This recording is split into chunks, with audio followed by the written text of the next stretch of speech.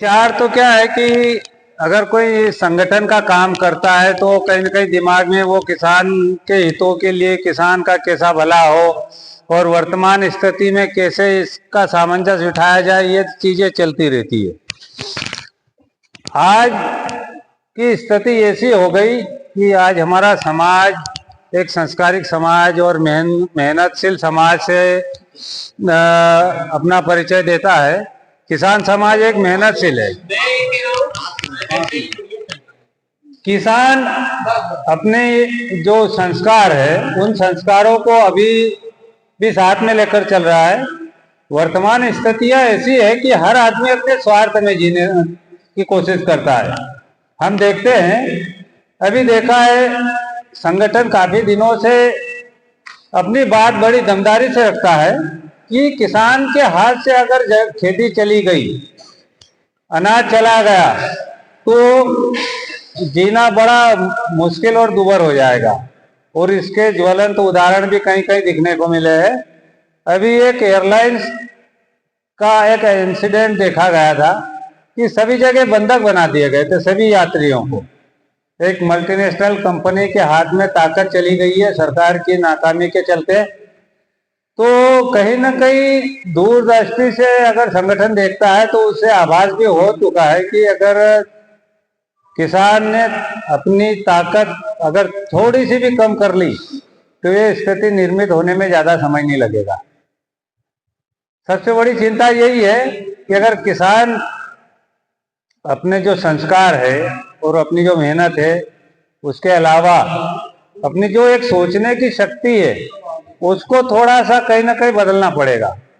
जैसे आज अपने साथ डिप्लोमेटिक या कूट रचित जो सरकारें है, प्रशासन है, ये हर जगह एंट्री मारता है, तो किसान को भी सोचना पड़ेगा कि ये किस एंगल से अपने सामने आते हैं, तो इनका काउंटर कैसे करना।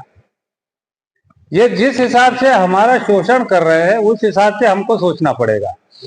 अब क्या है, पहले किसान अपने खेत में, समाज में और अपनी व्यवस्थाओं पर ही सीमित था, पर कहीं ना कहीं आगे चल के अब इन चीजों को तो तालमेल बिठाकर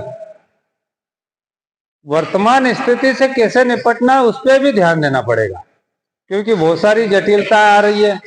अब वो राजनेता नहीं बचे जो अटल बिहारी वाजपेयी जैसे एक सबका साथ और सबका विकास वाली सोच है, सबको पूरे अपने देश को एक नई दिशा में ले जाने की सोच रखते थे।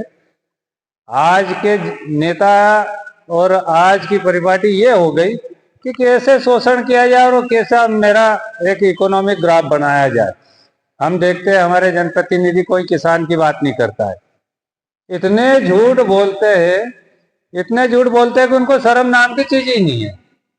एक ऐसे दायित्ववान और जवाबदार पद पर बैठा हुआ व्यक्ति भी इतना झूठ बोलता है कि वो पराकाष्ठा से परे हो जाता है। तो कहीं ना कहीं अभी देख रहे न्यायपालिका भी अपना काम ठीक से नहीं कर रही है। बड़ा एक चिंता का विषय बन गया कि आखिर ये देश जा किस राह पे है और इसको कौन संभालेगा। अगर कोई बात करता है तो उसको सीधे सीधे टारगेट पे लिया जाता है। संगठन अगर कोई काम करता है तो बिल्कुल पैनी नजर रहती है सबकी कि कैसे इसको रोका जाए। तो इन चीजों को क्या है कि किसान को भी समझना पड़ेगा। जब किसान की अगर बात आती है तो मेरा बहुत छोटा सा कार्यकाल है, पर इसमें मैंने ये जरूर देखा है कि समाज में अगर बैठकर किसान की बात करते हैं तो समाज के हमारे भाई समाज में राजनीति ले आते हैं। और किसान की बात में राजनीति लाना एक दूर दूर तक कहीं ना कहीं तालमेल नहीं बिठाता है। और राजनीति विचारधारा अपनी जगह है भाई, वो भी होना चाहिए, उसकी भी जरूरत है, पर कब है जब चुनाव होते हैं।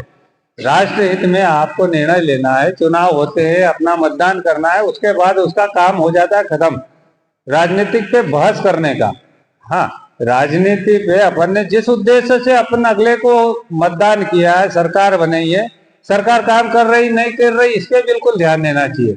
पर जब किसान की बात आती है तो शुद्ध रूप से किसान पे ही मंथन करना चाहिए। किसान का कैसे हित होगा, किसान का कैसे भला होगा, कौन सी बात उठानी है, किस व्यक्ति का विरोध करना है, किस विषय पर विरोध करना है, इस पे आपस में टकराने के बजाय एकजुटता से उसका कहीं ना कहीं हल निकालना चाहिए। वर्तमान में ये बड़ी समस्या है। ये संगठन 1 दिसंबर को जो आंदोलन किया था उसके बाद में बहुत सारे कार्यकर्ताओं से बात होती रहती है। उनका केवल एक ही उद्देश्य रहता है, और उद्देश्य कि आंदोलन स्थगित करने का क्या कारण रहा, उसके पीछे की मंशा या उसको तैयार इस आंदोलन को इस जगह लाने के लिए कितनी मेहनत की, कैसे आंदोलन खड़ा किया, क्या क्या परिस्थितियां रही, और उन जो प्रश्न कर रहे उनका दायित्व क्या था, वो अपना दायित्व भूल जाते हैं। जिज्ञासा जरूर करते हैं कि ऐसा होना था, ऐसे होना था, पर हमने कैसे करना था वो भूल जाते हैं।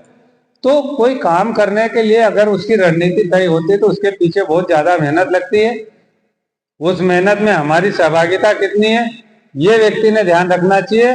हम क्या कर रहे हैं ये ध्यान रखना चाहिए, कैसे कर रहे हैं, अगला क्या कर रहा है ये नहीं बोलना कि आपने ऐसा करना था वो करना था। बहुत सारे हमारे किसानों से चर्चाएं हुई है, उन्होंने कमियां बताई, हमने उनकी जवाबदारियां उनको बताई कि भाई आपकी भी ये जवाबदारी था, आप भी किसान हो।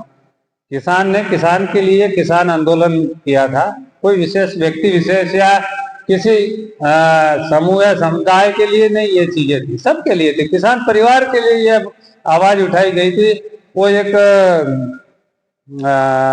बात मुझे याद आ रही है, कहीं एक ने बोला था कि चिड़िया से मैं बाज लड़ावा, कमजोर को मैं शेर बनावा, 1 लाख से 1.25 लाख से 1 लड़ावा, गुरु गोविंद सिंह नाम कमावा।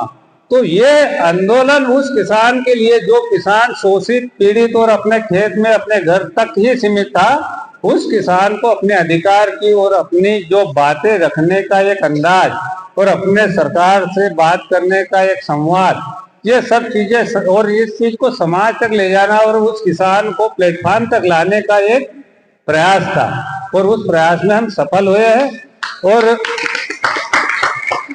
आगे भी यही प्रयास रहेगा कि जो शोषित पीड़ित व्यक्ति है, जिसको बोलने की जो एक झिझक है और जो बोल नहीं पाता है, अपनी बात नहीं रख पाता है, उसकी बात कोई सुनता नहीं है, इसके लिए ये राष्ट्रीय किसान मजदूर महासंघ की जरूरत पड़ी है। और हमेशा जहां जहां इसकी जरूरत रहेगी वहां वहां दमदारी से राष्ट्रीय किसान मजदूर महासंघ हर जगह अपनी बात उठाएगा। जहां कमियां है वो कमियां दूर करेगा और आगे संघर्ष करता रहेगा। जय बलराम।